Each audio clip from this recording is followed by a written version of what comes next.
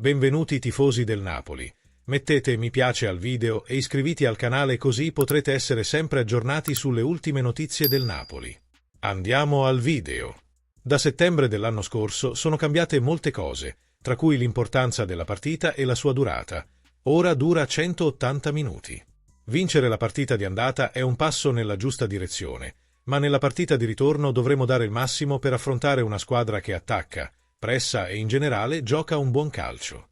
Ma saremo anche pronti a raggiungere il nostro obiettivo, continuare la nostra lotta in Champions League. È stata una partita molto equilibrata e siamo sicuramente migliorati in termini di coinvolgimento di più giocatori in attacco. Lavoriamo costantemente su questo, sia in casa che in trasferta. Nelle situazioni in cui attacchiamo l'area avversaria, spesso ci manca il supporto e discutiamo quotidianamente del fatto che più riempiamo l'area con i nostri giocatori, maggiori saranno le nostre possibilità di segnare. Contro il PSV è andata un po' meglio. Abbiamo un difensore offensivo, Timothy Weah, 3 centrocampisti e 3 attaccanti. Devono tutti attaccare l'area di rigore, perché è lì che possiamo segnare. Vorrei anche sottolineare l'atteggiamento corretto di tutti i giocatori subentrati. Sono importanti perché dobbiamo giocare al massimo livello non solo per 90, ma per 95 minuti interi.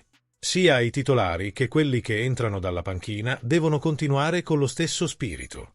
Nel calcio la cosa principale è un collettivo coeso e, come persona che guida questa squadra, devo migliorare continuamente, spiegando molte cose ai ragazzi e facendolo sempre meglio.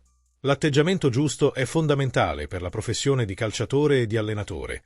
Ognuno può dare il suo contributo in modi diversi, a seconda delle proprie qualità, ma non dobbiamo mai dimenticare che si tratta di uno sport di squadra. Abbiamo 5 grandi centrocampisti, siamo la Juventus, giochiamo ogni 3 giorni, quindi è importante mantenere il livello.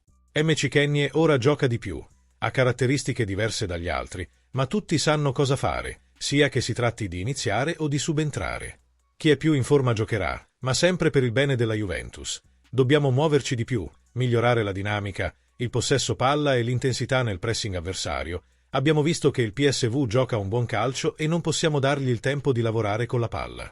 Cosa ne pensi? Metti mi piace al video e iscriviti al canale. Forza Napoli sempre!